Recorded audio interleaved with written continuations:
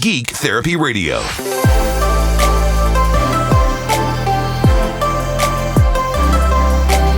Welcome to the Geek Therapy Radio podcast. I'm your mental curator, Johnny Hemberger, and today, despite being tired and exhausted, I thought I would talk about the actual upgrade process to my DeLorean's coolant system. It is the reason why I'm tired. I was up to 4 a.m. last night doing it. I told my wife that, I'm just going to go and work on the car for maybe an hour before bed. And she said, I know you, it's going to be more than an hour. And she was darn right. About 5 hours was underneath that car. I just had to finish it. Once you put one bolt in, you say, well, I'll put another bolt in. And it just snowballs upon itself until I finally got the job completely done. So as it sat last night, the job I had remaining to do was to install the fan shroud back onto the radiator and mount everything back up underneath the car. I had already changed the fans out.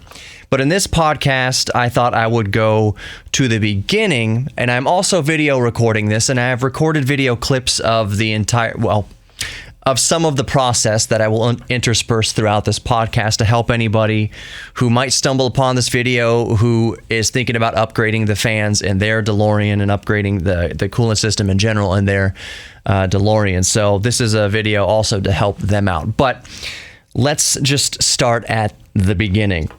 Like a PC, cooling your car is critical. So cooling the CPU in your computer, whether you're doing liquid cooling or air cooling, it's critical to keep the hardware happy, keep the engine happy in the car, keep the CPU and other peripherals happy in your computer, the GPU, for instance, any processor that generates heat. Now, you can think about a car's radiator almost in the exact same way as you can think about a PC's liquid cooling setup. Both have radiators that the liquid passes through the fins, and air blows through the radiator to transfer the heat out of the liquid into the environment so that it keeps the liquid cooling as it cycles through the engine or cycles over your CPU. It's the exact same process happening. So I only mention that to help you, anybody who hasn't done this before or thought about this before. Maybe you are a PC gamer, a PC enthusiast, and you don't really think of yourself as having any idea how to work on cars. Well, you'd be surprised how much knowledge is kind of interconnected in between working on a car and working on a PC. A lot of the concepts are the same. I would wager that if you can build a PC, you can do 90% of the work involved on your own car. If you're handy dandy with a screwdriver and a wrench, which if you built a PC, you're already handy dandy with a screwdriver, possibly a wrench. If you do custom cooling loops on your PC, you will probably be more than capable of working on your own car. But let's go back to the beginning of servicing the cooling system in my 1983 Delorean DMC-12. First of all, I will start by saying that this is long overdue. I've owned the car since July 2000, so in exactly a month, it's June right now as of recording this. In 1 month, it will be my 20th anniversary with Lauren the DeLorean. I knew I should have updated the coolant system long ago, but frankly, two things were in play here. One, financially, I just couldn't justify spending the money on it. The DeLorean is not my daily driver. At one time, it was my daily driver. Those who know me and those who've listened to the podcast know that I used to deliver pizza with the DeLorean for a couple years. So at one point in my life, it was my daily driver. It hadn't overheated in probably 15 years, but that's probably mostly because, again, it wasn't my daily driver. I just didn't have it in so many situations where overheating would be an issue.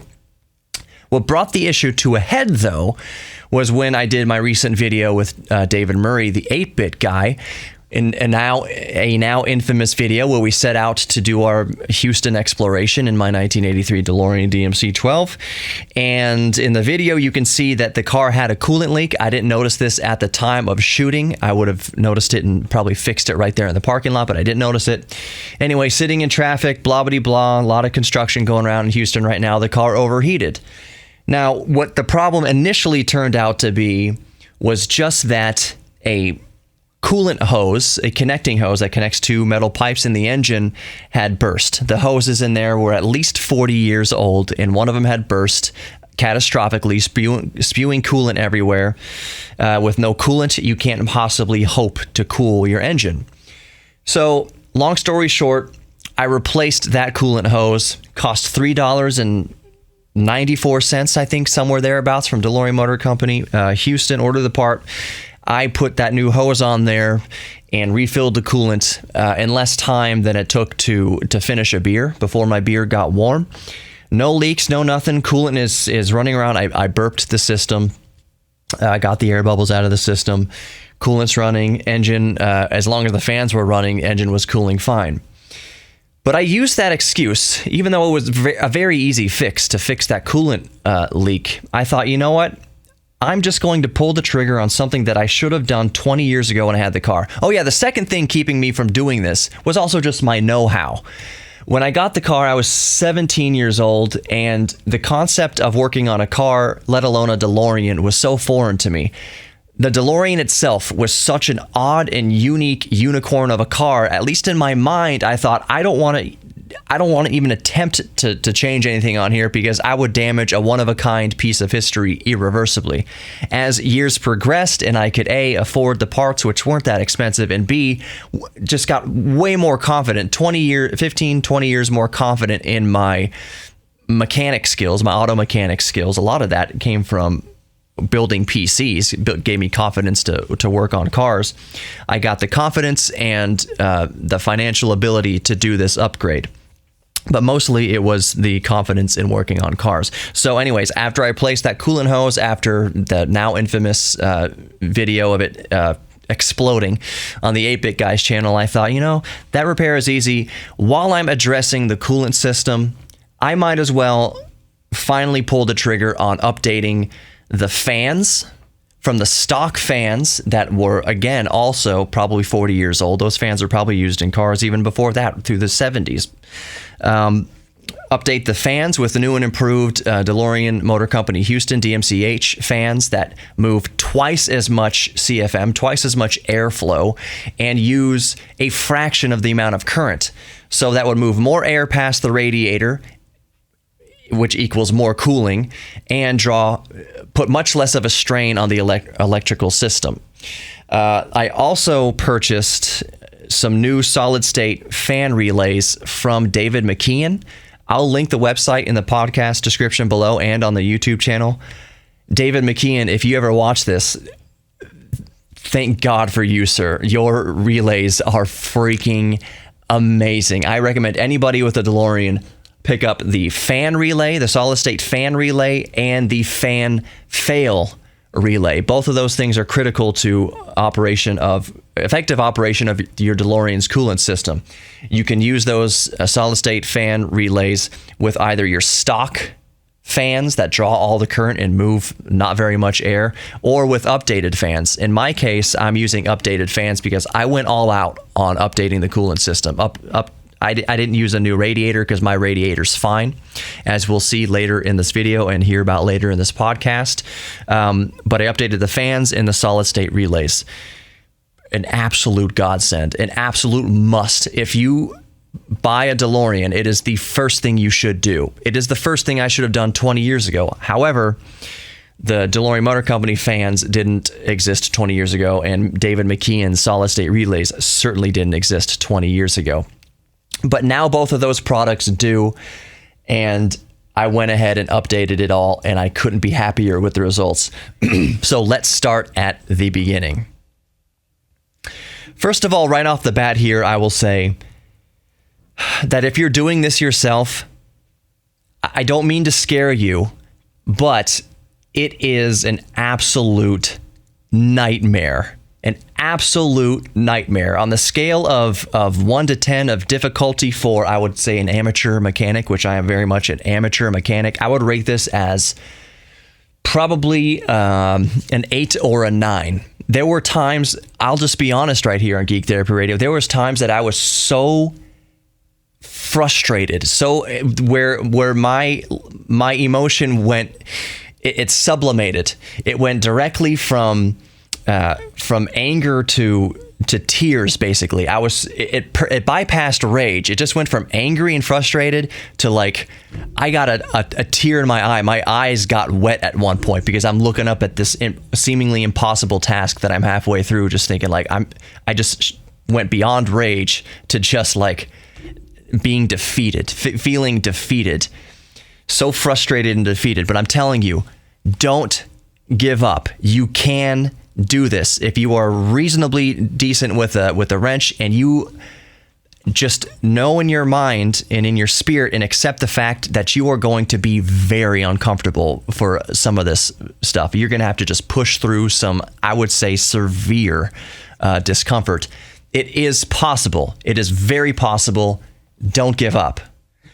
I will also say that the disassembly process was 10 times harder. Well, that's not saying much, actually, kind of. It was way harder to disassemble everything, to get the fan shroud out. I'll just be more specific. To get the fan shroud out of the car was way more difficult than putting it back in. One of those reasons is that the stock fans stick way out, and I'll probably show a video or a clip here or something like that to demonstrate this, but the stock fan motors stick way out, and they will not, you can't just undo the 6 bolts that hold the fan shroud to the back of the radiator and just slide it out. The fans, the actual fan motor assembly sticking far out, you can't clear the anti-roll bar. I'm sorry, I couldn't remember what it was called, the anti-roll bar. Some documentation says you should remove it to replace the fans. You really don't have to. And when your car is up on those, up on the ramps, there's pressure on the suspension, so it makes it extra difficult to remove the bar. But you don't need to remove the bar. All you need to do is start by releasing that bar. There's 2 U-brackets. Hopefully I have a video clip of this. There's 2 U-brackets on each side holding the sway bar, the anti-roll bar, to the front of the frame. So there's 2 bolts on one of the U-bars, and on the other side there's 2 bolts on the other ones. Just undo those bolts carefully, hold the bar up. It's not going to like slam down and smack you in the face, but you never know. Just kind of hold the bar while you're unloosening one end. The 2 bolts come out. There's a rubber gasket that goes between the U-bolt, or sorry, the U-bracket and the frame. That all comes out. Sometimes there's a shim up where the bolts meet the actual frame on the other side of the U-bracket. So watch out for that. But basically undo both sides. The bar now is able to kind of be maneuvered more easily. There's a little bit of give in it. And that little bit of give is what you want when you're removing the fan shroud, because you're going to have to, it's a tight squeeze. It's a tight squeeze. You're going to have to pull the shroud and the fans all together as one assembly down past that anti-roll bar. Now, it goes without saying that you should unplug your battery for this whole operation, at least unplug the negative side of the battery. You'll want to disconnect the power connection to the actual fans. It's just 2 very simple connectors that come together. There's little clips on each side that keep it clipped together. Just kind of loosen those 2 clips and pull the connectors apart from the fan to the leads going back up into the car. Do that for both fans, so now the fans are completely disconnected. Make sure there's no other wires running around there. You'll also have to disconnect the 2 wires going to the horns, both the high note and the low note. They're on separate sides of the car, unless you've modified your car some way with new horns. Just make sure there's no more wires connected to the fans.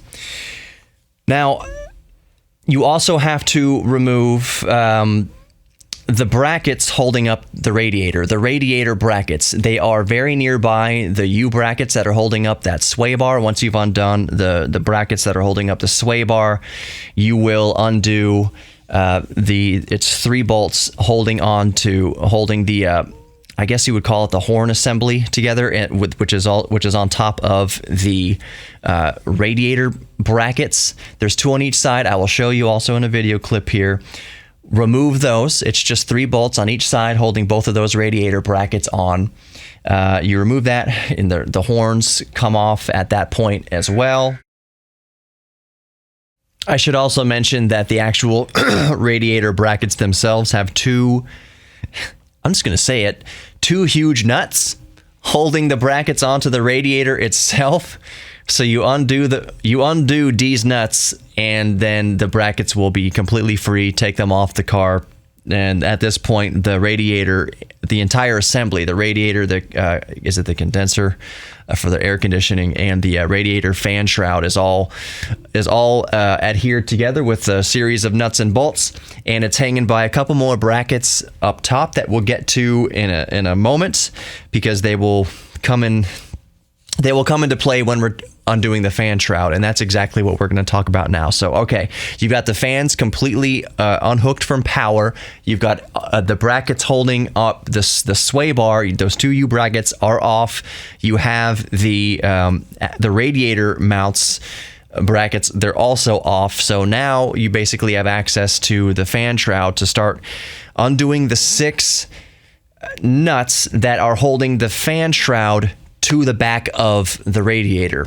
Now, the bottom 3 of these are very simple to do, and I call these the false sense of security bolts, because you undo those 3 and you're like, hey, this is easy. This job there's no problem at all. Oh boy. Anybody who happens to stumble upon this, who has attempted replacing the fans in the DeLorean, knows that it's those top 3 bolts, especially the left and right bolts, that will be the bane of your existence until you figure it out. And I'm here to tell you how to figure that out, or what I did to figure this out. So at this point was my main frustration. I got the bottom 3 nuts off and bolts out. It's easy. You put a wrench on one side, and then you have the ratcheting screwdriver on the other with a ratcheting socket on the other.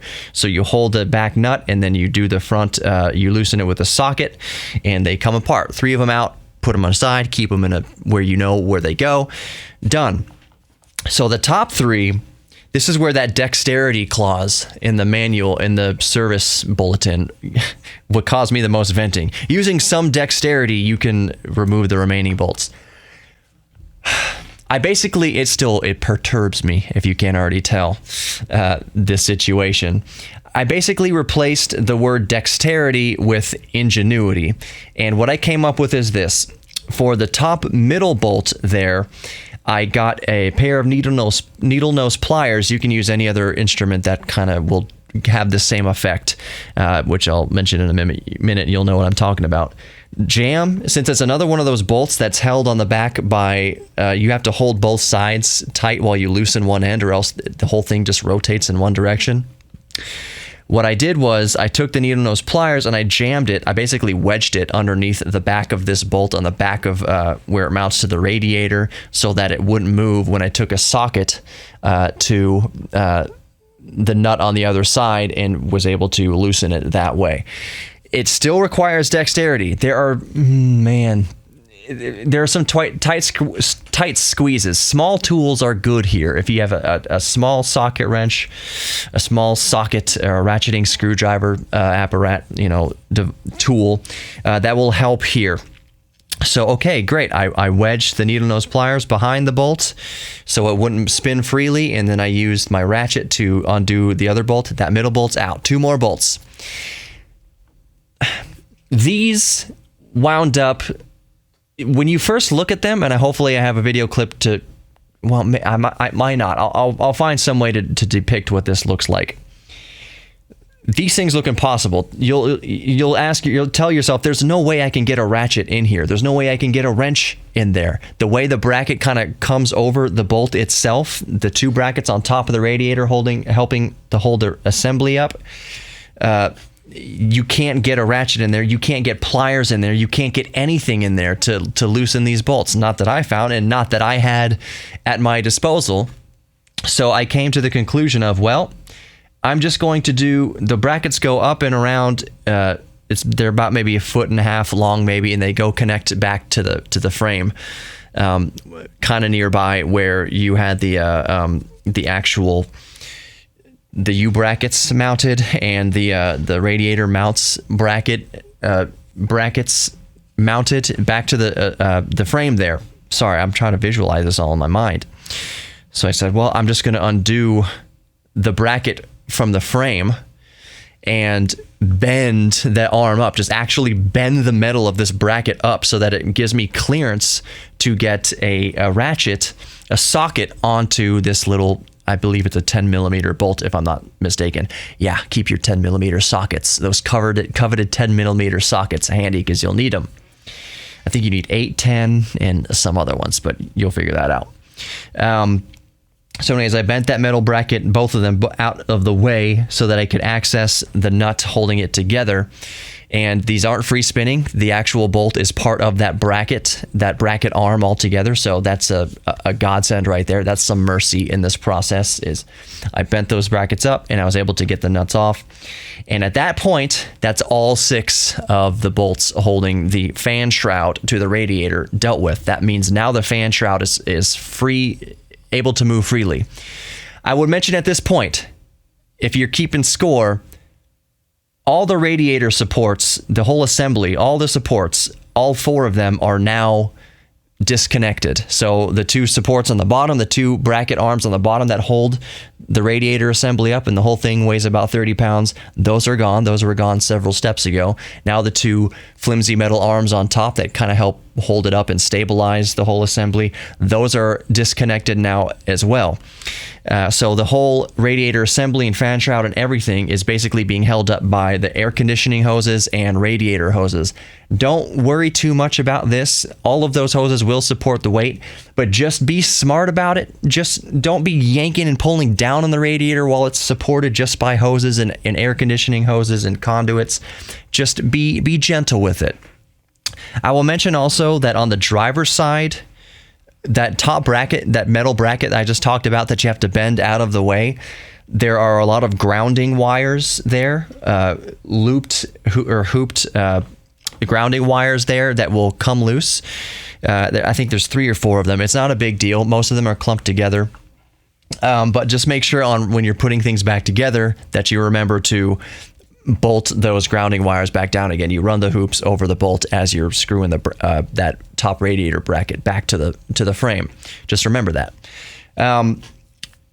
Okay, so now, like I said, your radiator is free hanging there. Hoses and all the lines are holding it up. And the fan shroud, we moved all 6 bolts holding the fan shroud to the radiator. Those are all off, so now the fan shroud is able to move freely. This is a little tricky. But it is very doable.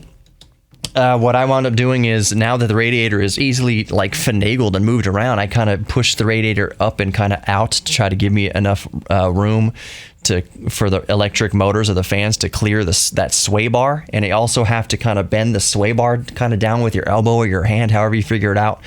Basically, I gently as I could slid the fan shroud past the radiator gently, using some common sense so I didn't dent up the radiator fins.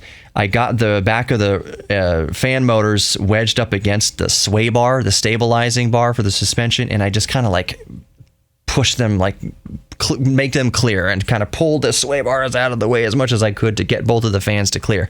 And once the back of the fan motor assembly clears, the shroud is completely free of the car now. It is a eureka moment. You sing for joy and you do your dances, and it's just, the joy you feel clearing it out. Actually replacing the fans themselves is stupid easy, really easy. So you undo the 3 bolts. There's 3 bolts for each fan motor assembly. It's a bolt and a nut. So again, you hold the nut while you undo the bolt.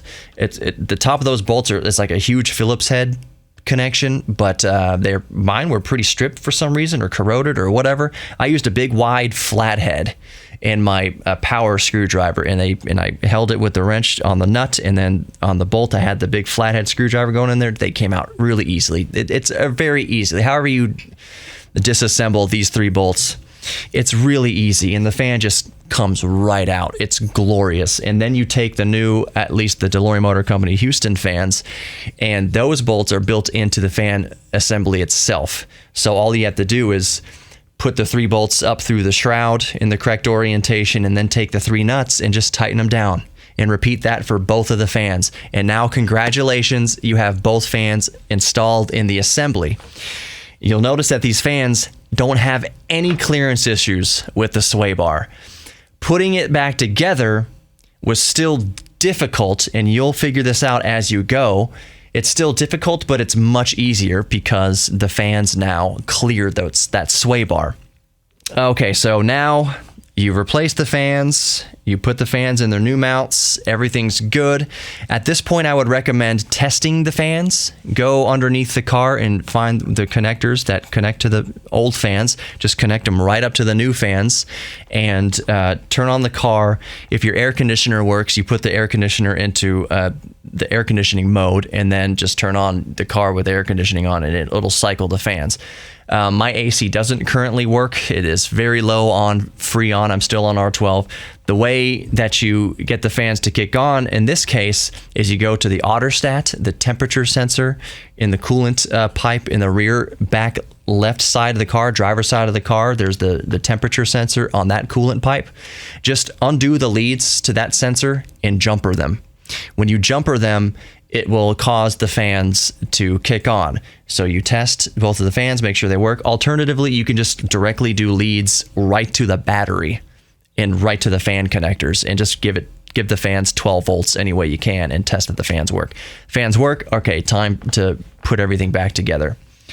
So as I mentioned before, they will clear the sway bar because the fans are maybe a quarter of the size as far as the entire assembly is concerned. They're pancake fans. They're flat. The whole assembly is gloriously slim profile. So what I did was I maneuvered the fans back onto the back of the radiator, and I took those 3 easy bolts, the bolts that were easy to do. I was able to put those 3 bolts back on. Before I did that, though, remember those arms that I the top brackets that I bent away to access those top 2 corner bolts? Make sure that those are still in the radiator because those bolts are what the nuts on the top 2 corners are going to screw onto. So put the shroud up there. What I wound up doing is I got the shroud up there, and the first thing I did actually was take the bolts that are attached to that bracket and slide it through the fan shroud on both sides. So now it's kind of just hanging loose on those 2 bolts from the top radiator brackets up top there. I screwed in the nuts onto them, and then I went around the bottom to the bottom 3 nuts. Now all the holes are lining up, and I did the same kind of what do you call it, the needle nose pliers trick for the top middle bolt while I ratcheted on from the other side. Boom! Shroud is back mounted to the radiator. It might sound like I oversimplified that process. It's going to be difficult also to do this. It's going to require dexterity. You are going to be in uncomfortable positions. The car is up on ramps, which helps. There's no freaking way to do this job without the car being up on ramps. It's a very low car. You want the car up on ramps. But the process requires dexterity, and auto mechanics, you already know what I'm talking about. It just requires dexterity to do a lot of jobs on a car, especially on the underneath it when you're reaching around engine components and stuff like that. But you can get the fan shroud back on there. So the first thing I did after that, once the fan shroud was back mounted to the back of the radiator, was I started to reassemble the bottom brackets. I put the sway bar rock chip filter if I want to have the rest of the 4 or 5 the rest of the screw bolts in there. But other than that, that's it. If you're watching the video, I'm trying to do the best I can with showing you the video documentation on how I did this. I didn't film everything because, to be frank, it was like I said, it's a nightmare. The last thing in my mind in a lot of these places was to whip out my camera and show what I was doing. It's almost impossible to show you these camera angles anyways. I can't get the camera into some of these positions to show you. But anything helps, so I hope that this helped. If you are watching this on YouTube and you're going to do this project yourself, feel free to ask comments below. Ask me in the comments below. I'd be happy to help you with that, because I really believe that this is something that is critical to be done to anybody who owns a DeLorean. Update your cooling system. Update your cooling system first. For me, the total cost, I know you're wondering now, the total cost, and keep in mind, I am still using my stock radiator, which is a fine radiator. Nobody will say it's a sucky radiator other than the side tanks are plastic. So after 40 years, just make sure if you're removing coolant hoses and stuff, if you ever need to, from those two plastic side tanks, the intake and the output of the coolant, just to be gentle with those plastic connectors, because again, they're 40 years old. That's the only real complaint with the radiator. The actual aluminum radiator itself cools very effectively, especially when you're using updated fans. So I reused the radiator. I didn't have to buy a new radiator. A new radiator is a few $100s. I didn't have to do that. So my total cost going into it was about $350. So the radiator fans from Delorean Motor Company, Houston, cost about $90 each, $95 each, somewhere around there. So $180 something for the radiator fans from Delorean Motor Company, Houston. And then the relays, the solid state relays from Dave McKeon. I don't know if he would want me mentioning the price here, but I think it was maybe $130 total for both radiators. So it's like $60 or $70 for each relay, I should say, solid state relay. Totally worth it. Even if you're still running stock fans, get these freaking solid state relays. So my total cost altogether, I would say, is about $350 to completely rejuvenate the cooling system in the DeLorean as far as the actual dispersion of heat out of the radiator is concerned. It's so worth it. I don't know what the labor would cost if you brought it to a shop, but doing it yourself, it cost me about $350. Absolutely worth it. No regrets. I tested the fans later. I let the car idle in my garage. No air movement at all. Idle for an hour. And I never saw the temperature rise past the first notch on the gauge. It never got close to 220 degrees on the gauge. That's where it would settle with the old stock fans. If everything was running correctly, it would cruise around 220. Not even close. I'm at the first marker now on the coolant gauge. It is freaking wonderful. The garage, I had the door obviously cracked open so I wouldn't die of carbon monoxide, but the air was stagnant. There was nothing moving through, and which is pretty much a worst case scenario for cooling a car's engine and a radiator. Sitting there, stagnant air, I would say is probably 85 degrees, possibly outside at that point. An hour of idling. Just frosty cool. I cannot recommend this procedure enough. If you have a DeLorean and you haven't done this, do it, especially those fan relays, especially those David McKeon fan relays. Do that first. Oh man, I'm so happy, but I'm so freaking exhausted. Oh, the only thing I'll mention is when you get David McKeon's fan fail relay specifically, the 35 amp or 40 amp updated fan breaker is now redundant because the fan fail unit already has the two 20 amp fuses in there, and those two 20 amp fuses are overkill if you have new improved fans that draw less current. But regardless, with that fan fail solid state relay, fused solid state relay, the 35 amp or 40 amp fan breaker that gets super hot and trips the fans and closes the circuit and opens the circuit errantly is now redundant, and you use a jumper. Just unplug the two leads from that breaker and jump them with good high gauge wire, because if you use too thin of a gauge wire, they will get really hot. So just jump those connections from the breaker, disconnect the breaker, and jump those connections on the wires, and you'll be all set. You don't need that breaker anymore. There's already fuses in the fan fail unit. I think that's really it. If there's anything I forgot, I will mention it in the description or the comments below. There's a lot to just remember off the top of my head here. I hope it helped in some way. I was looking for information when I was doing this job, and I really didn't find too much.